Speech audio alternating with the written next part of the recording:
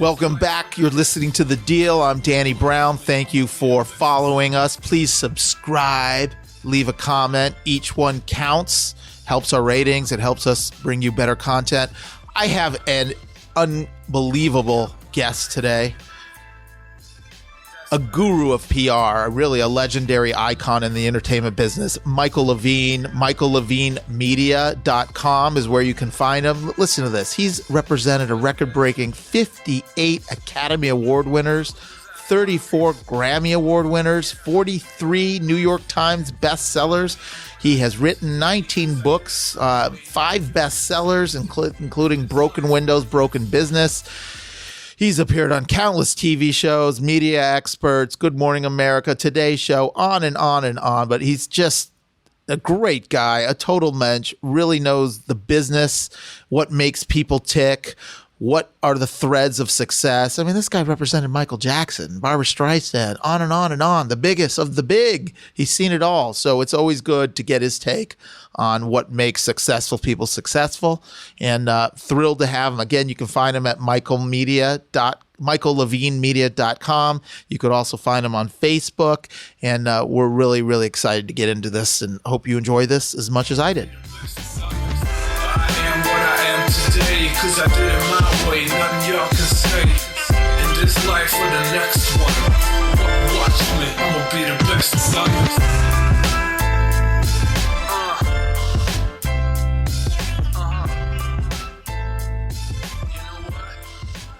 This is Danny Brown. You're listening to The Deal. We have a very special guest here today, my friend Michael Levine, an iconic figure in the world of PR and entertainment. He's represented 34 Grammy Award winners, 43 New York Times bestsellers, on and on. 58 Academy Award winners. Michael, welcome to The Deal. How are you? I am excited to be here, and I'm very proud of you because I know this isn't your first profession. This is a second profession, yes. And you're doing something very interesting and unique. And that's very appealing to me. So. I appreciate you saying that, but we're thrilled to have you here. I've wanted to get you here, and thank you for your time.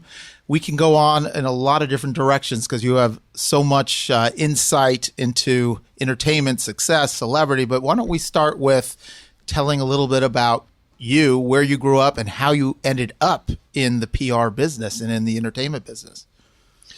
Well, I would be happy to, and I think it's very salient to the story I think we're going to be discussing, which is the story of underdogs. That's what I've come to talk to you about. Yeah. The story of underdogs. And so, Danny, I was born in New York City. And I was born 2.5 miles north of Ground Zero. So where those World Trade Centers were and are, 2.5 miles north of that is where I was born. And so one of the unique things perhaps about me is that I'm one of the few living Americans who has had the privilege and trauma of watching the World Trade Centers be built twice. I saw the first show. You saw the first round. Wow. Yes, in 1971. It was built for the first time, and I saw it built a second time. And actually, as we talk about life, it's a great metaphor for about resilience and about Absolutely. America and Americans' resilience. But I was born in New York City, and I was born into a not good home. I had alcoholism in my family. Okay. And anyone who's ever been raised in a home involving alcoholism knows how traumatic it can be. And essentially, when you're raised in an alcoholic home, you're raising yourself. And so it's a very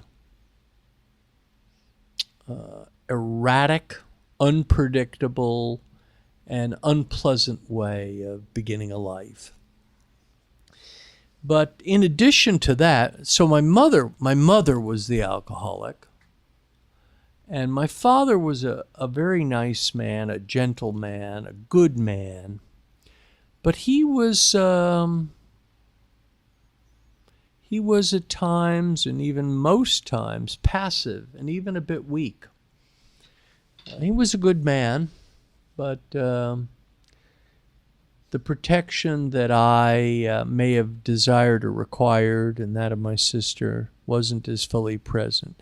Now, remember, we're going back several decades, so that we didn't know as much about addiction as we do today. Yeah. We didn't know as much about a lot of things. Right. And one of the things we didn't know very much about then that we do today is another problem that I had. I had a very significant disability growing up, in addition to being in a bad home, and that's the disability now known as dyslexia. Sure. And was tested for it in later life. Yale does the great test around that, if anyone is interested. And by the way, if you're really interested, this most amazing thing was developed about a year ago. So you can go on Google and you can type in, what does it feel like to have dyslexia?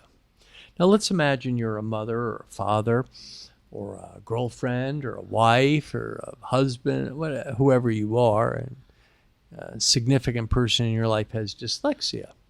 So now with this tool, you can go on Google, type in, what does it feel like, and you will see. Now, I had a very significant, dyslexia comes in several sizes. Right. And so I was tested, and only 16% of people in the world who have dyslexia have it worse than I do. Whoa. So I'm a high ranker. I had a big disadvantage. And the other disadvantage, of course, besides the alcoholic home and the dyslexia, neither of which much known about then. Dyslexia is a reading disability, in addition to many other things. But let's just say, Danny, maybe I wasn't as good a student as you were. Let's just say. Start with that. So you weren't a great student. Was a horrible student. You struggled through school. Horrible, terrible. And, you know, I think I told you this when we had lunch. About 2 years ago, I was at a dinner party. I don't excessively drop names when I talk, but there are occasions when there's some value in doing so. And I was at a cocktail party I was at a dinner party about 2 years ago in Beverly Hills, not terribly far from where we are. And David Geffen was at the dinner party. Yep.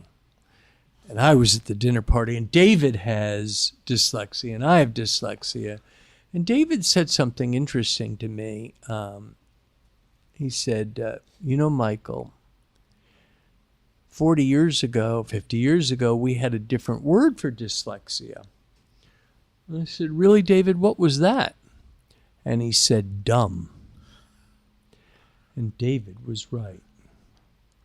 And as it happens, Danny, David's always right. Yeah, he's been right a lot. So anyway, I was a terrible student, and I brought my camera here today. As you know, I carry around my camera from time to time. Yeah, I've noticed that. I'm going to show you my camera because I'm going to tell you why I brought my camera. You already know why I brought my camera, and by the way, for a lot of young people who don't know, this is a camera.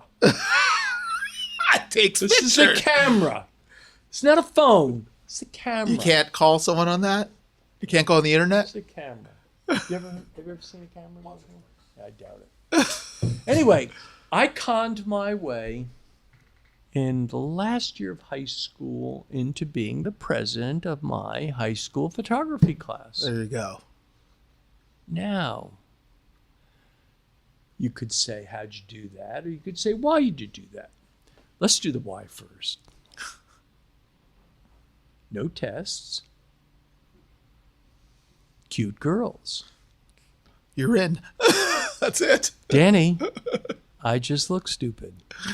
I just look stupid. So anyway, I've kept this hobby all these years.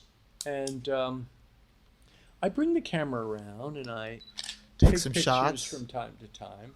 I just took a picture of you in black and white. Which Oh, I'll that's share cool. with the audience at a later date. Anyway, so now I'm 17 years old and I leave my house. I leave the house at 17. Yeah. And at this point in the story, I have no money and no job and no education and no parenting. I'm scared and I'm skinny and I've got dyslexia. Sounds like a formula for massive success. Let's just say maybe I didn't get the best cards, Right. let's say. But isn't life interesting? Isn't life interesting? And, Danny, one of the things I've come here to talk to you about and tell your extraordinarily interesting and interested audience is that the quality of your life, both personally and professionally, will be determined in large part by your ability to learn how to play your cards well. And so some of us get bad cards. Sure. And we learn to play them well. And some of us get good cards and we don't play them so well. And then some of us get medium cards and play them medium. Mm-hmm. How you play your cards will determine to a great degree where you end up in this fragile, ever-changing world. And so I left at 17 and with a whole bunch of bad cards. And I had two interests all my life growing up. One is politics. When I was a young person, I was interested in two things. I was interested in politics, and I was also interested in the entertainment industry. And so at 17, I had to make a decision in which direction maybe I should head. And maybe I did what all inarticulate young men would do at that point, which is come to conclude that Washington was just Hollywood for ugly folks. And I came out here so I could see the pretty people. Yeah.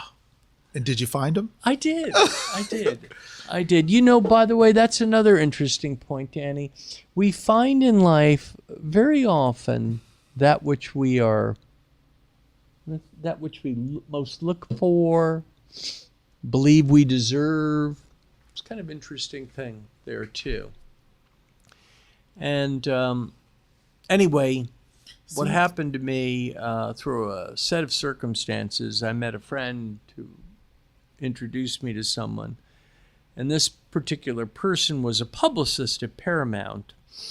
And I didn't know what a publicist did, and so I was fascinated. But I've always had this curiosity about life, probably because I'm not very bright, and I've had to rely on observation. I'm maybe a little more curious than average. And so I asked this person what she did at Paramount Pictures. She said she was a publicist. And then I said, what does a publicist do? Because I didn't know. Yeah. And she said, what does a publicist do? And I said, yeah, what do you do all day? And she said, what do I do all day? I said, yeah, that's the question I asked you. And she paused for a minute and she said, well,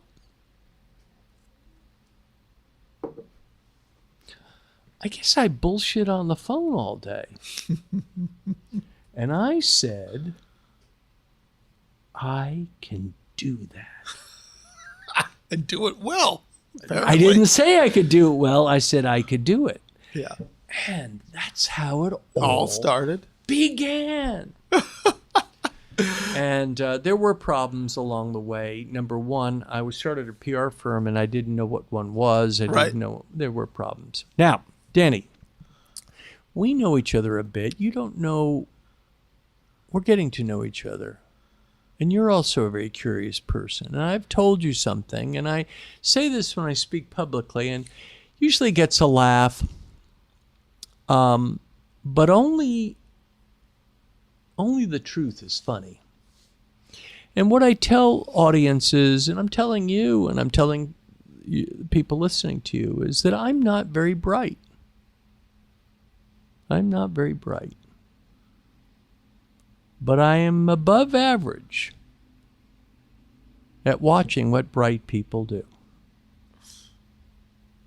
And, you want to know another thing? I'm pretty damn good at watching what dumb fucks do. Yeah. Learn from people's mistakes. You took the bell, son. I didn't take the bell. You took the bell. So, if I am above average at watching what smart people do and above average at watching what dopes do, I kind of figured out early on. Maybe doing what the not doing what the dopes do and doing what the bright folks do might work out. Sure. Isn't that something? That's a good model. So there we are. So that's the story. And it began here. I moved here to start a new life and have a new canvas. I was so scared that I think for the first 6 weeks, I barely ate because my stomach was in such a knot. But I did do something I think interesting, and I would encourage you to think about it in your life in your own way. Here's what I chose to do. When I came, now remember, 22. I arrived on September 16th, 1977. 22.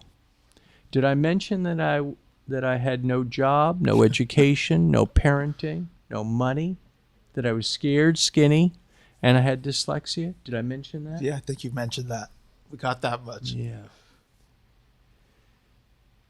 What I decided to do, and I don't know why I decided to do it, but it turned out to be very important to the story, is I decided to burn the boats.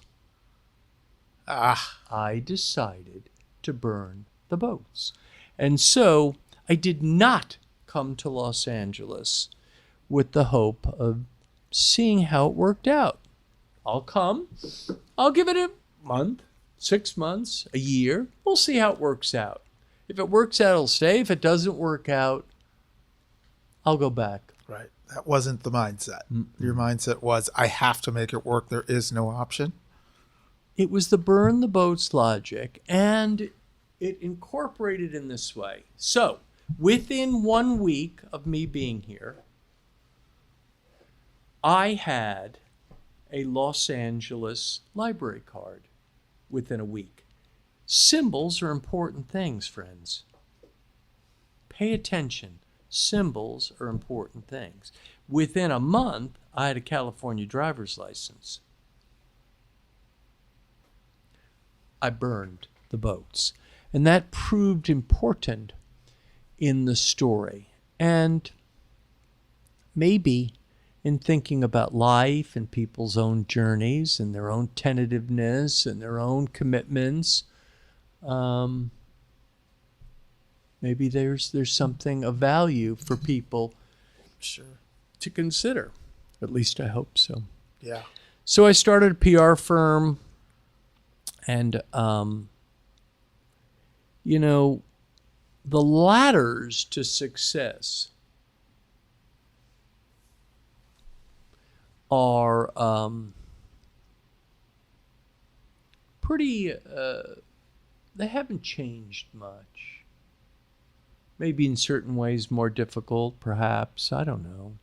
I know young millennials really do have a hard time figuring out the topography. But what I observed was this. I saw it kind of like a 4-step ladder or stairs. And I don't know quite how, I don't know if I had the words for it at the time, but it seemed pretty reasonable. Step 1 was work for free. See, people out there complaining to you or to me or their mother or their daughter or their dog or their whatever, I can't find a job, I can't find a job. Son, I'll find you a goddamn job in an hour. Give me an hour, I'll find you a job. I'll even find you the job you want in an hour. You're not going to get paid for the first month, but you'll have a job. Ugh. Yeah. See, very few people can turn down a work for free. See? So step 1 is work for free, but it's not free. See, you're working for an alternative currency. Right. If you have a brain. Now, if you're a dumb fuck and you like complaining a lot and you've allowed victimhood to envelop you, then you think you're getting screwed. Right. Right? That's so Particularly if you've graduated from college and mommy and daddy have convinced you that college is all you need, which is bullshit. Right. It's useless in this today. point. Yeah. Well, no, it's not useless. It's not useless, but it's not getting College you what today you used to get. is what high school was 40 years ago. It's a minimum, Yeah. right? Yeah. College today, graduating a 4-year degree in college is equivalent to 40 years ago graduating from high school. Right? Yeah. It's where we start the journey. It's not, but poor people, college graduates who have had to pay exorbitant fees, and parents have paid, have been led to believe that on the day of their graduation, life is set. Your life is made. And it is a lie. It is a colossal lie. No wonder they're so screwed up. They're following and they've been taught this by their most trusted advisors, their parents, their family, their teachers, their principals. You know? And by the way, it's not that your parents lied to you. They did lie to you, but they didn't intentionally lie to you. It was true 40 years ago. Right. Right? They're just playing with an old map. It's an old game, old Yeah. playbook. Exactly. It used to be true, Yeah. and they want to believe it's true, but it's not true. So I came out here, I started a PR firm, and the steps began. Work for free. You don't have to do it long. Because if you do it well and you create an indispensability. See, if Joe or Harry or Sally or Jose's working for me for free for a month or two, and they work tirelessly, come in early, stay late, overproduce, then at the end of 3 months, if Jose or Sally or Greta or Joe come up to me and say, Mr. Levine, I've really enjoyed learning from you and being here, but I'm going to leave. It's time to go. If they're really indispensable to me, what am I going to say? No! No! Yeah, keep them. Now, I'll find a place for we you. go from step 1. So what's step 1? Free. Don't have to do it long.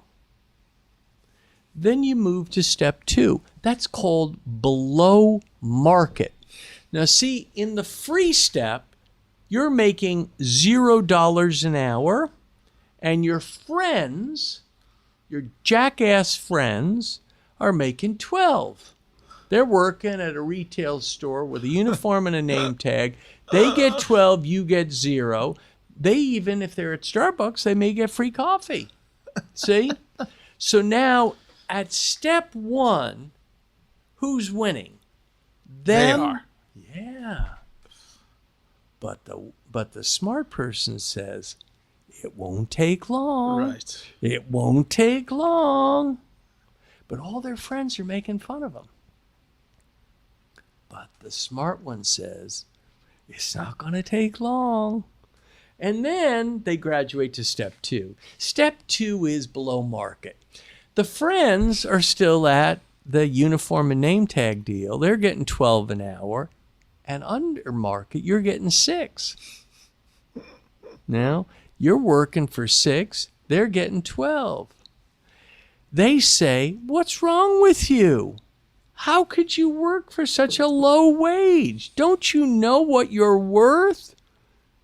And what does the smart person say?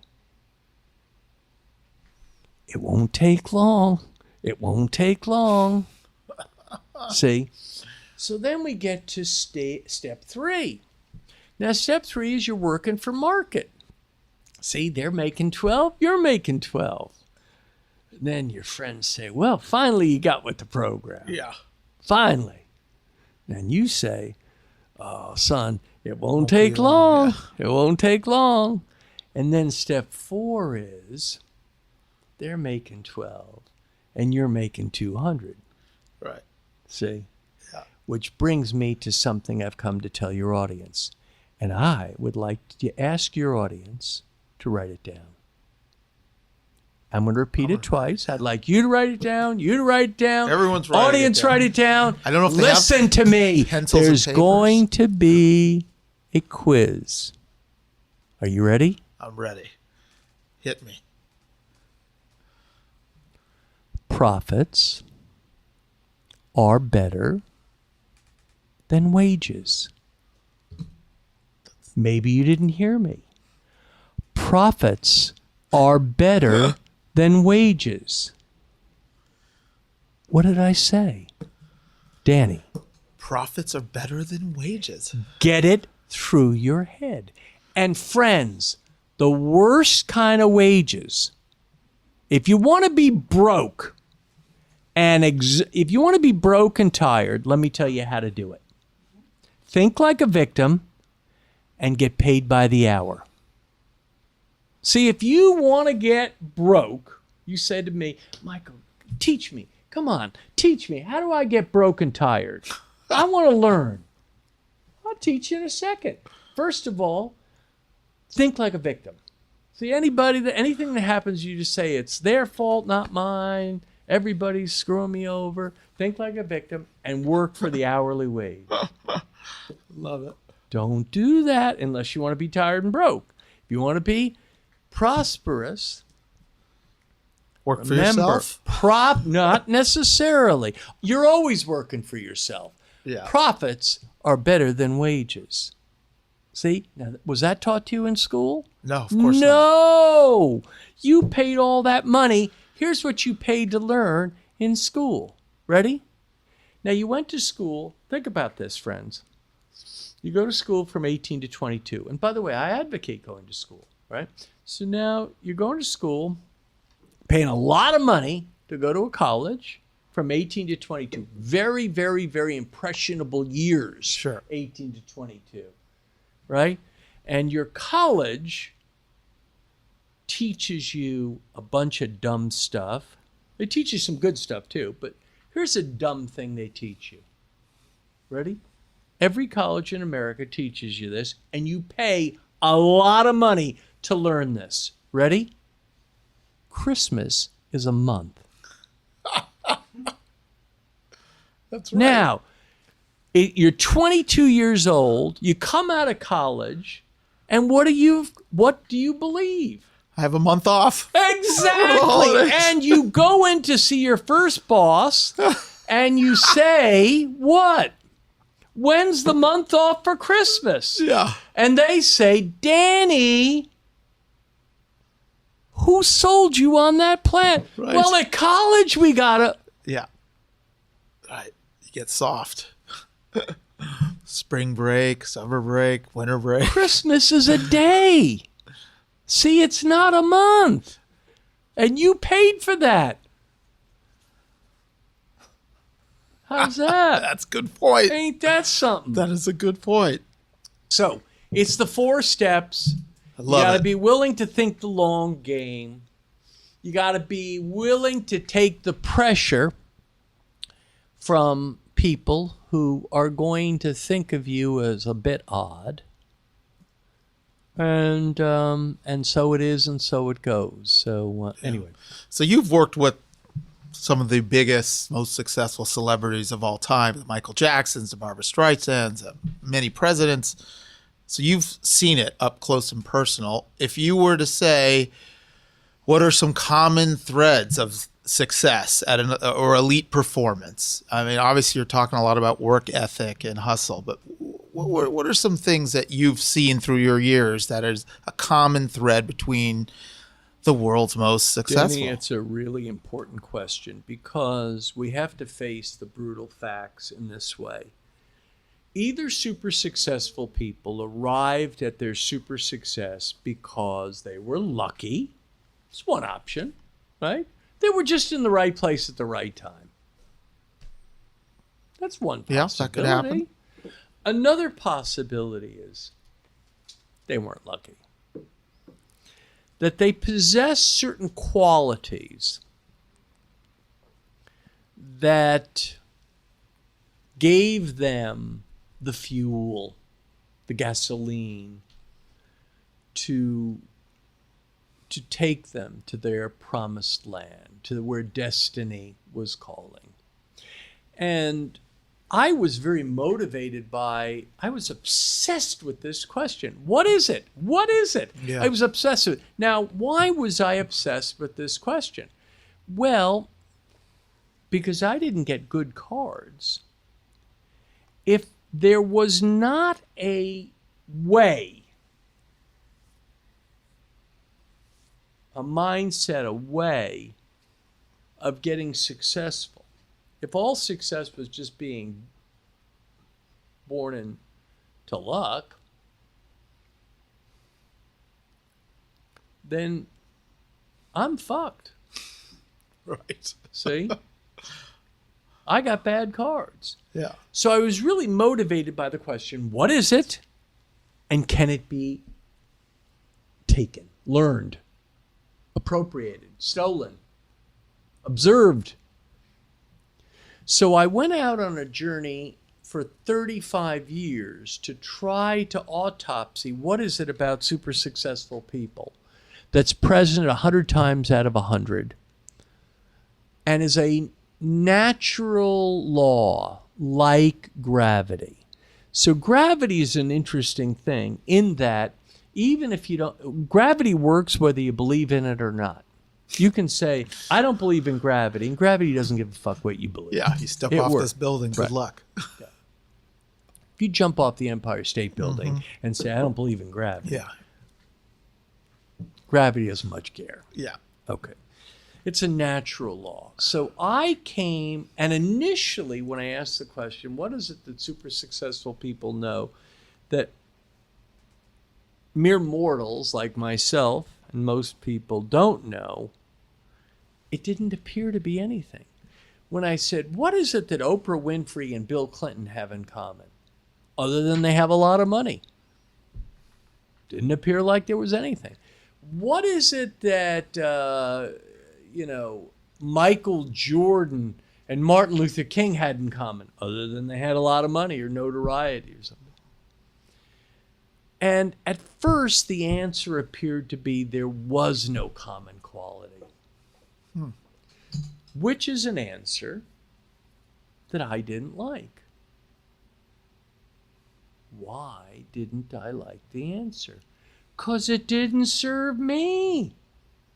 It means I'm screwed. But I stuck with the question over and over again, not for a day or a week or a month or a year, but for several years in a compulsive, obsessive way. And then I did come to conclude over time, very slowly at first, I was as if I was on in a desert, and finally at the very end of the desert, and and I mean so far away that you couldn't tell if it was a mirage. I thought I saw a little bit of green, a little sprout of green. And I walked in that direction for a long time. And then came to conclude that there are qualities, 3 qualities present in all super successful people, 100 times out of 100. And they're present whether the person you venerate is alive or dead. They're present in a natural law sense. And so I go around the country talking sometimes about what these qualities are, because people want to know what are the qualities. Yeah, sure. And I tried to do it in a memorable way. So I refer to the qualities as 3 magic O's. O's? O's. Okay. Mm-hmm. The first O that I came up with, which is present 100 times out of 100, is obsession. All super successful people had something more than mere ambition. We all know people who are ambitious that can't find their way out of a fucking burning building.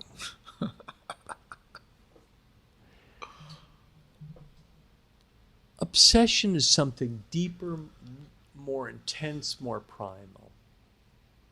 It is a burning, maniacal rage, as if your life depended on it. Yeah. Obsession is a burning, maniacal rage, as if your life depended on it. All super successful people had a quality present that I refer to as obsession. The second is optimism. But this was a very unusual version of optimism. Let me first tell you what kind of optimism it was not.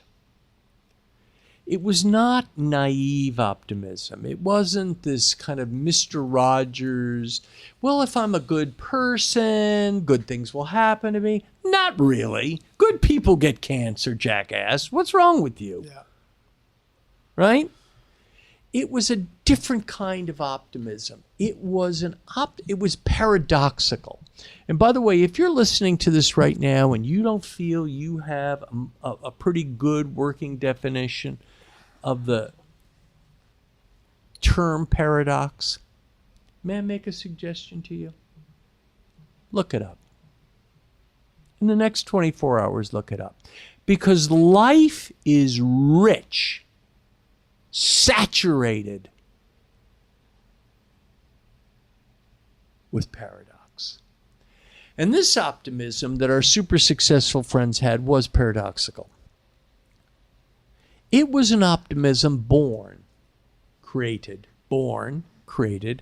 after a militant need to face the brutal facts. Our super successful friends had an optimism that was not naive, but in fact born or created after a militant need to face the brutal facts. And here, dear friends, were the 2 brutal facts that our super successful friends came to discover when they peered into the face of destiny.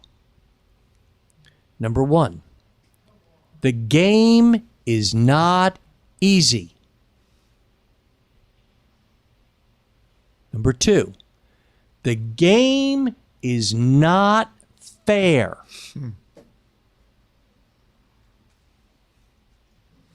However, though the game is not easy, and though the game is not fair, with enough burning maniacal rage or focus,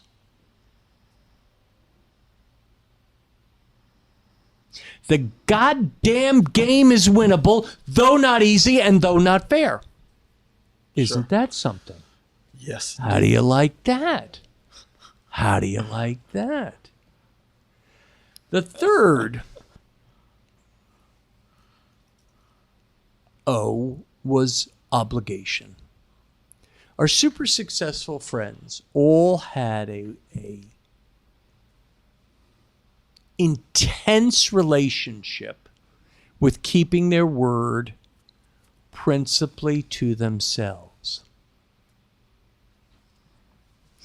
When they said they would do something Tuesday at 10 a.m., it didn't mean Wednesday at 11:15. They had an intense commitment to their word principally to themselves. Their word was their bond principally to themselves. They made goals that were specific, discernible, often shared, virtually always written, often shared. Here's what they didn't do, Danny. They didn't say, next year I'm going to lose some weight. They didn't do that. They didn't do that. Here's what they did say. 8 pounds, April 4th. Almost always written, often shared. The goals were measurable, discernible, written and shared. A reverence for time. A reverence for time. I'm going to tell you a secret about me. You've never been to my house. I'm going to tell you a secret about my house. About me. You may find it odd. Maybe it is odd. We'll see. I have a reverence for time. In every room in my house, I have a clock.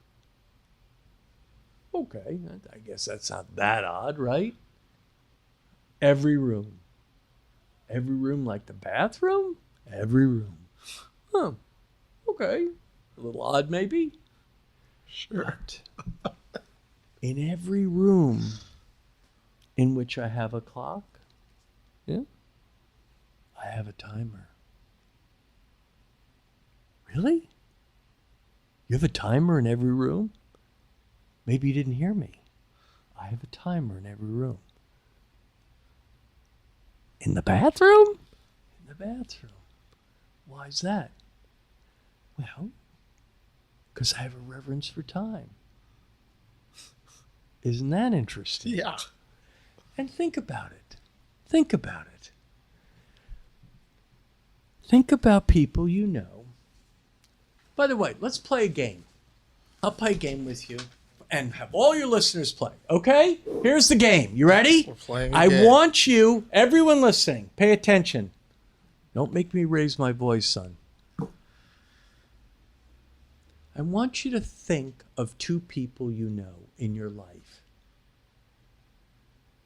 I don't care who you choose. I don't know them.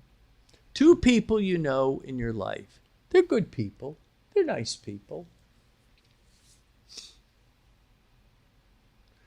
But they're underachieving. Now, they're not in prison. They're not dead. They're not, in rehab, but they're underachieving. They have a greater potential than they have achieved. Yes? Yes. You got it? Got So it. they're nice people, they're handsome or kind, or they pet their dog or whatever their story is, right? But they're just underachieving. Now again, they're getting by. They're not homeless, but they're underachieving. You got it? Get 2 people in your head. And by the way, it could be anyone you like. Gay, straight, black, white, young, old. I don't give a fuck. Just pick 2 people. got it. Get them in your head. Get them in your head. You got it? All right. Now, I'd like to tell you 4 things about your 2 underachieving friends. Let's see how I do. You ready? I'm going to clean up my language so I won't be. Number 1.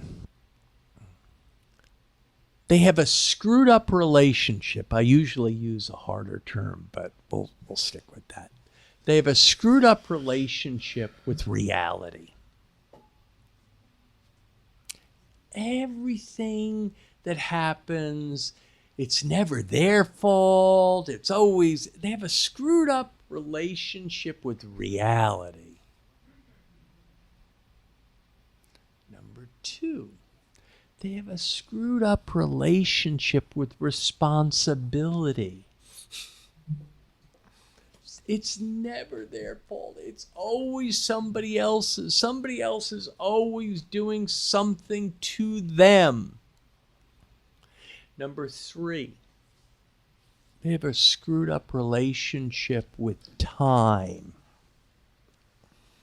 They're always running behind the 8 ball. They're always, oh my God, oh my God, oh my God, there's so much traffic, oh my God. They like saying oh my God a lot, particularly young women. OMG. OMG, there's so much traffic. Dude, let me help you. There's traffic in LA. I don't know if you noticed this. You may never have figured it out. They have a screwed up relationship with time, and they have a screwed up relationship with communications. You call them. They never answer. They don't return calls. Their cell phone is broken. Their ring. Oh my God, my ringer. Oh my God, my battery. Oh my God, oh my God. I can't get cell service. Darling, you don't get cell service in your house? No, I don't get it. Why don't you get a landline? Well, honey, it's $30. It's 30 sodas. You can have a landline. Well, I'm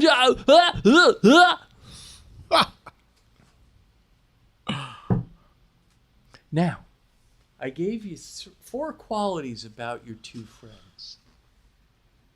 And people listening, I don't know who you're talking about. How'd I do? Pretty good. Yeah, isn't that something? Yeah. Isn't that something? Consistency. Isn't that something? Let's give you an opportunity, Danny, on your fine show to close in any way you want with questions, comments, suggestions, alternative speeches. I'm sure there are things you differ with. Well, I'd be curious to, God, you have so many different things to say, but what was your first big client where you felt this is my big break? Is there a specific person or people? Well, listen, in hindsight, I was 29 years old, and I had a PR firm, and it was going along pretty well. And then I got an opportunity brought on by a simple twist of fate. In the words of Bob Dylan, brought on by a simple twist of fate. I was introduced at age 29 to Charlton Heston, the biggest movie star in the world in 1983, and I'm introduced to him. And I meet him at the Beverly Hills Hotel, and Charlton Heston was so imposing.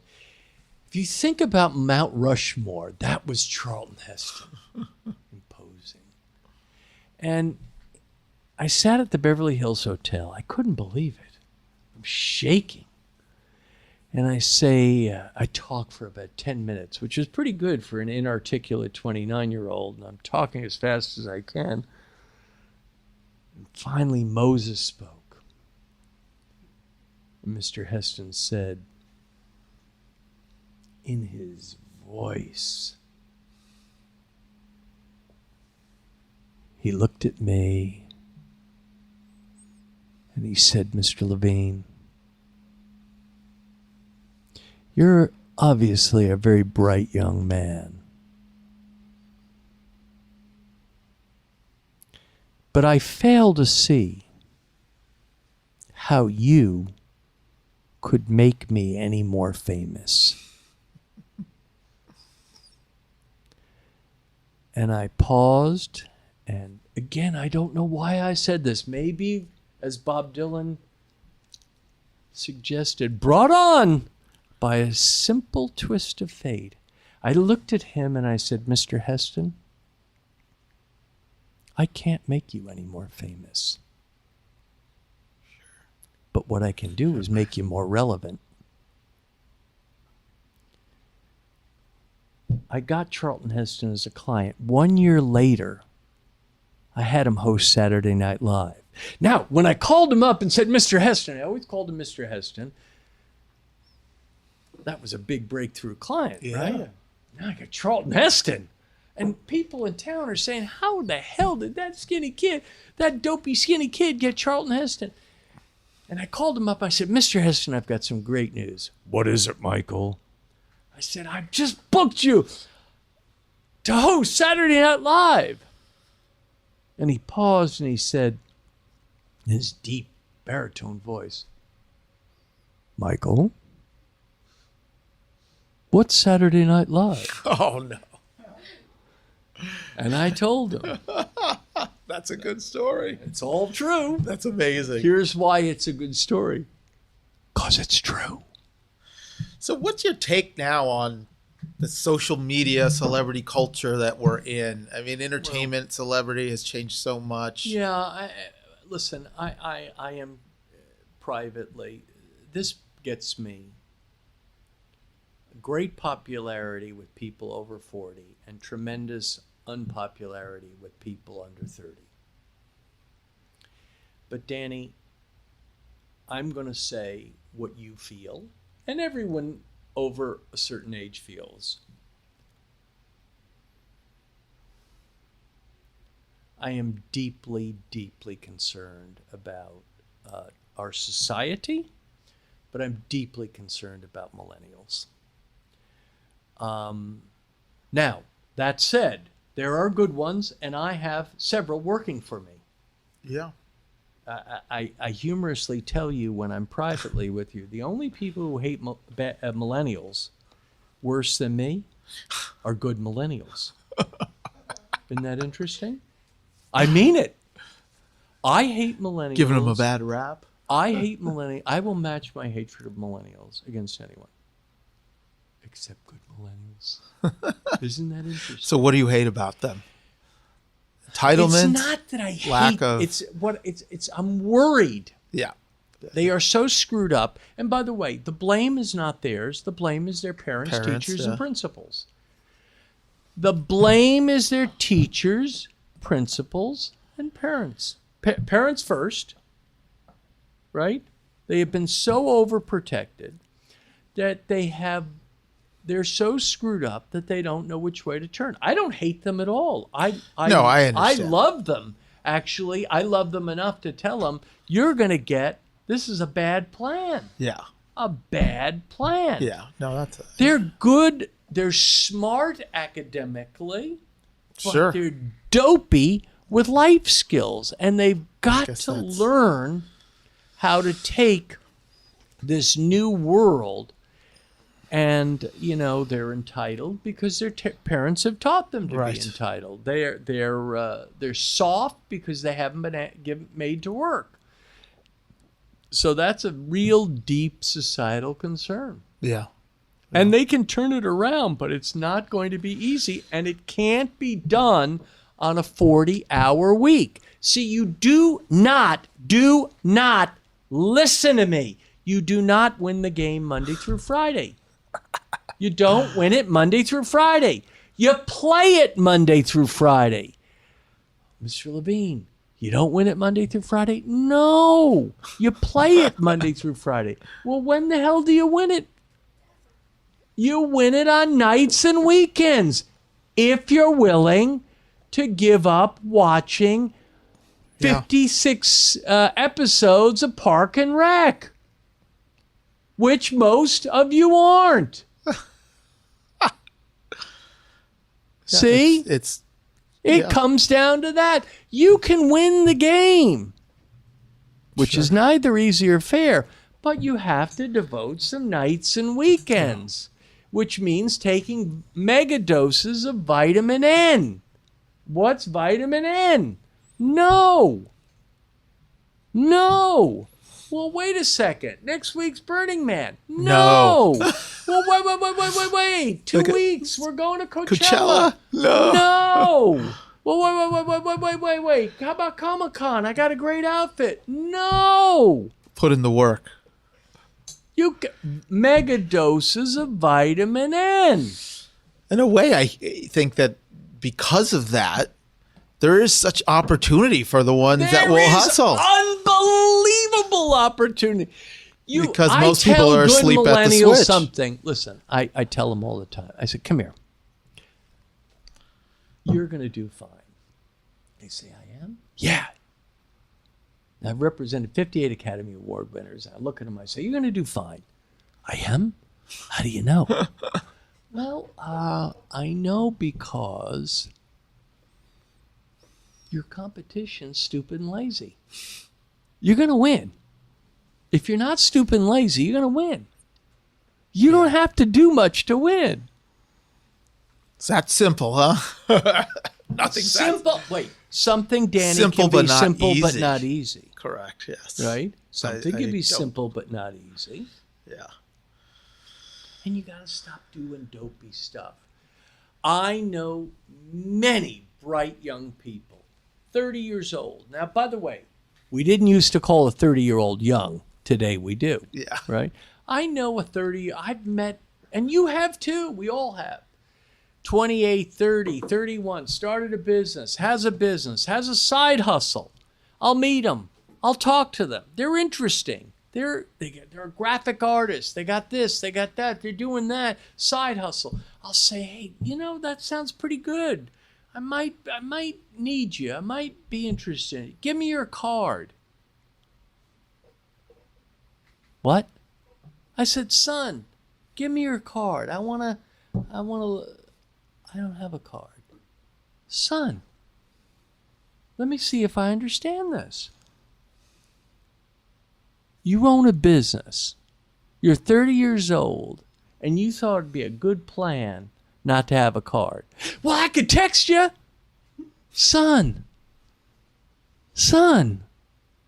you ever hear of Vistaprint? It's $9.99. It's a card. Well, nobody I know has a card. Nobody you know has a job, son. Come on. You don't need a card if you don't have a job. No. No card, no job. See? So I'd say your advice would be get a card. Don't do dumb stuff. Start looking at the world. Start with that. Start looking at the world and watch people who you admire and have something you want or be in some place. And by the way, if you're interested in technology, let's say you're interested in technology. A lot of young people are. Yeah. Well, tell me about the autobiography. Tell me about the biography you read about Steve Jobs.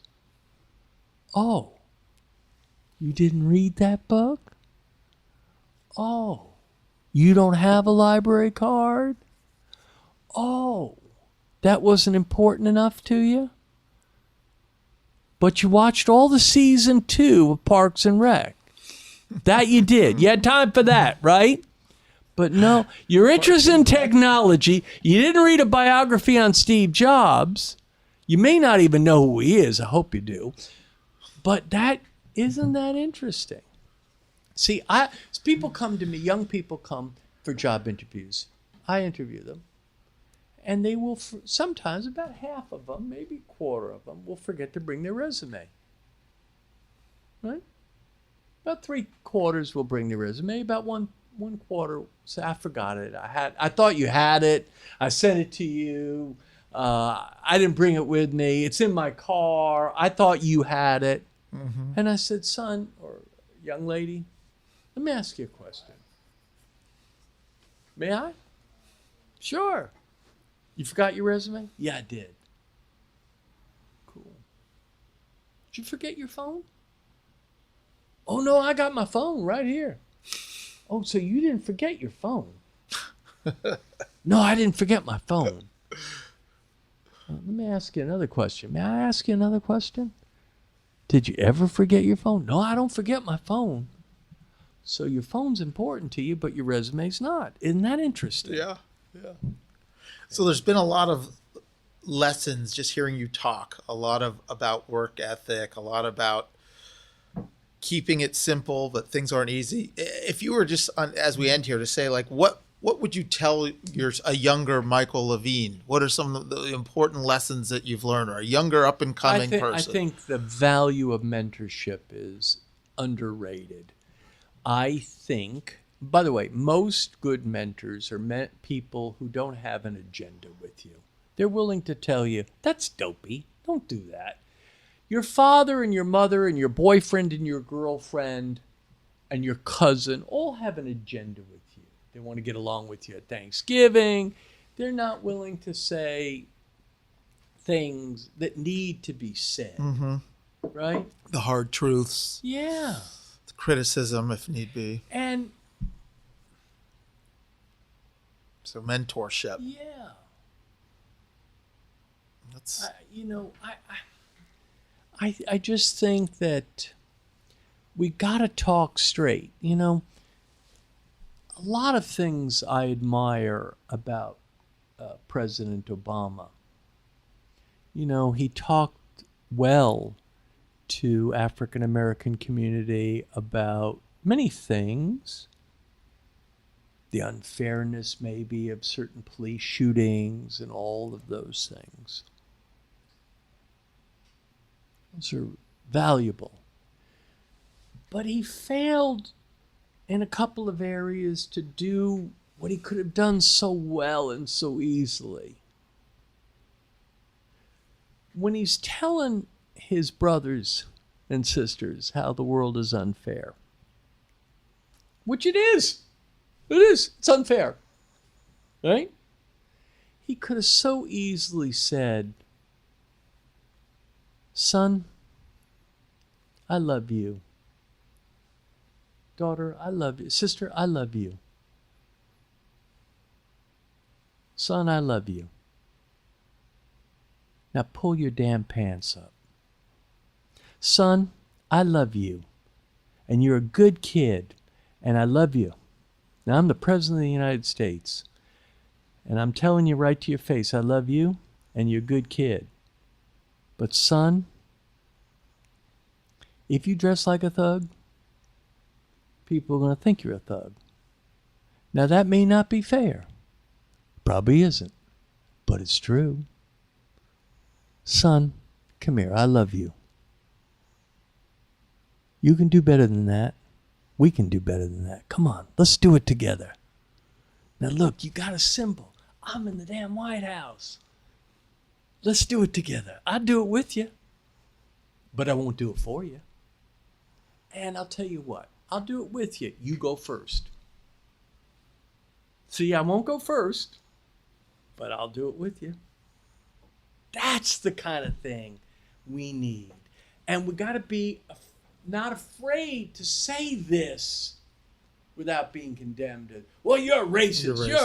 You're a hater. No. Well, that's the world of political correctness we're in. No. I want you to stop. I want you to have the greatest opportunity. Sure. And knock it over. Knock it over. Yeah. Forget the pretense. Just get to the meat and potatoes, and here's real information to help you flourish. Let's do it. And son, if somebody calls you, you own a business. Somebody calls you, right? You don't pick up your phone because nobody picks up their phone. All right.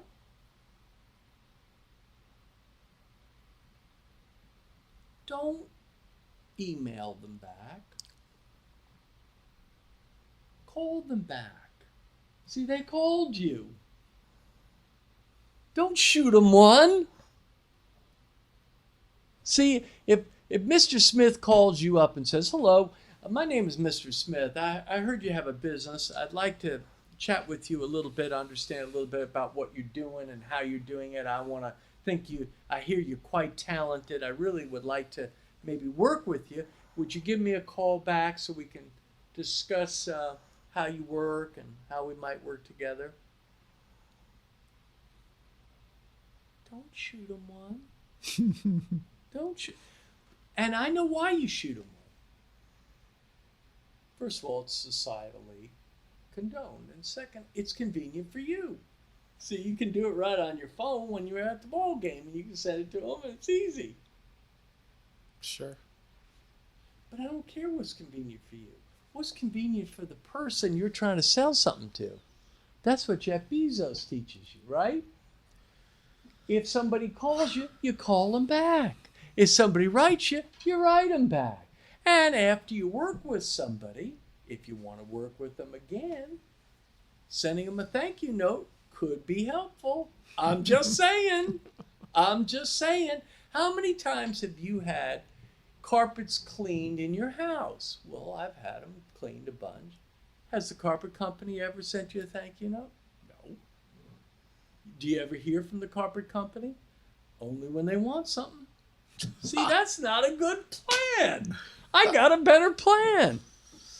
Well, that's basics, business 101, service 101. Well, so anyway, I hope it was of some value and help. I know there's a lot to digest. There and is. I know that there are people definitely. who are not going to agree with everything, but I ask you to take the ideas seriously and think about them, contemplate them, because Absolutely. I hope they're of some value. You're dropping science, you're dropping knowledge. Michael Levine, you have a lot to say and a lot to offer. And yeah, we're going to have to rewind this back and listen to it a few times and digest and dissect. But thank you for spending time with us. And I look forward to hanging out with you soon. And keep up the good work, Michael. I really admire what you're doing with the deal. And I think that it has a great potential. And let me tell you why. One of the things I love what you're doing with the deal. Tell me. I'd like to hear it. I love that you're doing it. I love that you're doing it on podcasts. That's a current format. I love that you're surrounding yourself with smart young folks, see, because they know more about this deal than I, see. Yep, absolutely. I'm going to surround myself with them, too, if they'll let me, because they know more. See, I know more about PR than they do, but they know more about this deal than it. So you surround yourself with young people, and then you're doing it on the video. So I think you're doing a lot of smart, interesting things. And appreciate it. Real value to this a year out, 5 years out. You know, Bill Gates said something very interesting. So brilliant. He said, human beings inevitably overvalue what they think they can accomplish in a year. Every jackass thinks that in the first year they're going to hit a home run, right? Strike it rich, year one. Yeah.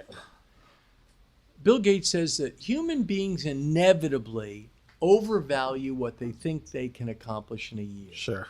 But they undervalue what they can really accomplish in 10 years. In 10 years, right. Isn't that something? Yeah. Words of wisdom. Let's end on that. Thank you for coming by. Thank you. Catch up with you soon. It was awesome having you. Thank you, sir. Yeah, listen. I am what I am today, cause I did it my way. Nothing y'all can say. In this life or the next one. Watch me, I'ma be the best. I am what I am today, cause I did it my way. Nothing y'all can say. In this life or the next one. Watch me, I'ma be the best. Thank you, Michael Levine, for blessing us with your wisdom, your humor, your insight. Again, you can find Michael at michaellevinemedia.com. You can find us at thedealpod.com. We now have a new URL, thedealpod.com, or anytime social media on the Instagram at Danny Brown LA.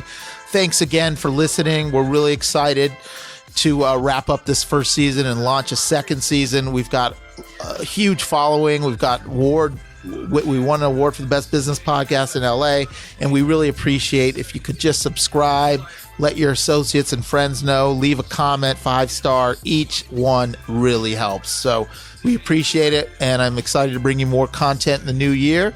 And keep up the good work, fellas. Thank you, Lee, Ray, Sarah. Let's get down. Out.